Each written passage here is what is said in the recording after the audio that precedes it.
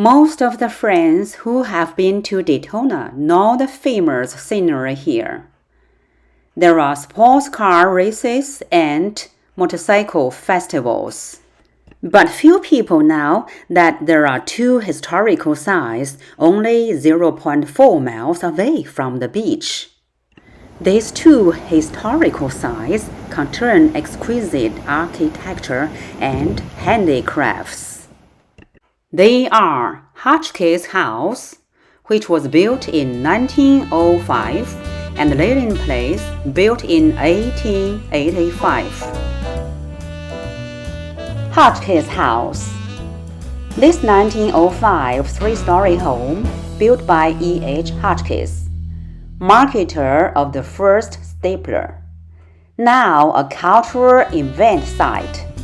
It offers a beautiful view of the river and the perfect venue for events. So you have lived here 60 years. 60 years! Mr. Zhang is a volunteer worker here. He loves everything here because it not only embodies the cultural heritage of his ancestors, but also represents the high hopes of many enthusiastic, historic mandate supporters. Let's follow Zhang's explanation as we enjoy this magnificent historic and cultural center. The house is 1884-85, but that was put on probably around 1910, 1912. And then this little addition was a shed that was added later. Ceilings on the first floor are 12 feet high. The ceilings on the second floor are about 10 feet high. And yes, there is a cellar in the building. Oh. And that's unusual. That's down there. In the front, it's a cellar. In the back, it's just the bottom floor. So there's actually 4 floors in the house. 4 floors. 4 floors. 1, 2, 3, 4. See the tower? Wow. It's very unusual, huh? It's have so high building here. Yes, you can do it. The land is high. We don't have any problem with water. With people that came here from the Cincinnati area of Ohio. After the war between the states, some people call it the Civil War. Before the Civil War, Daytona was nothing. The only settlement south of us was Daytona Beach, and that had pretty much collapsed.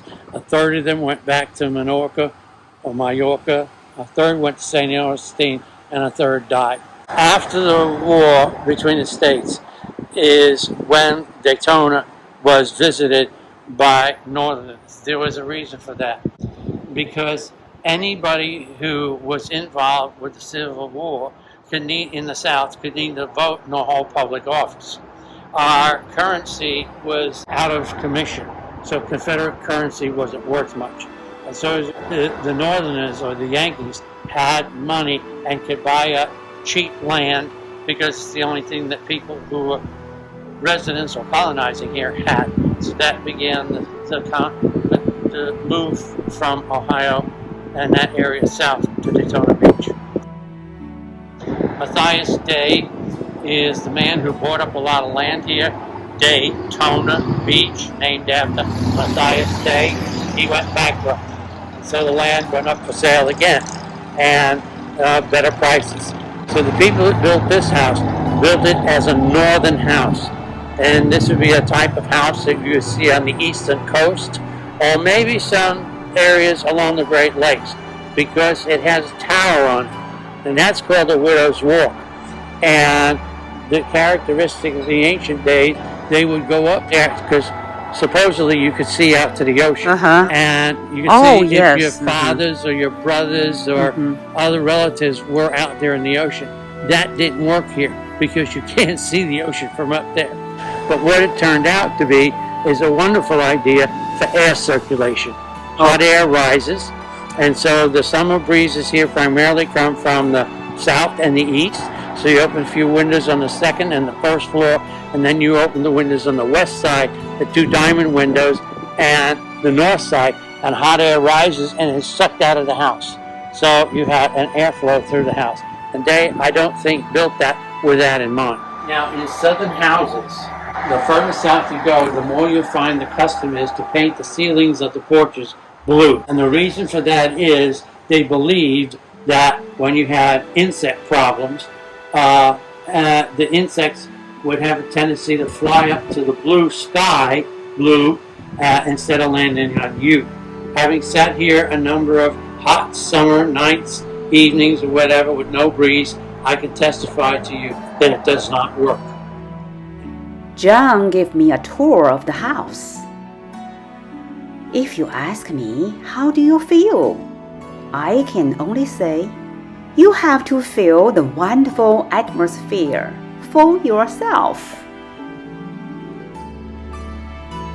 I spent a happy afternoon at Lilian Place.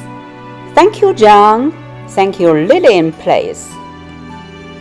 I'm proud to live in Daytona Beach and feel lucky to be able to enjoy all of these wonderful activities.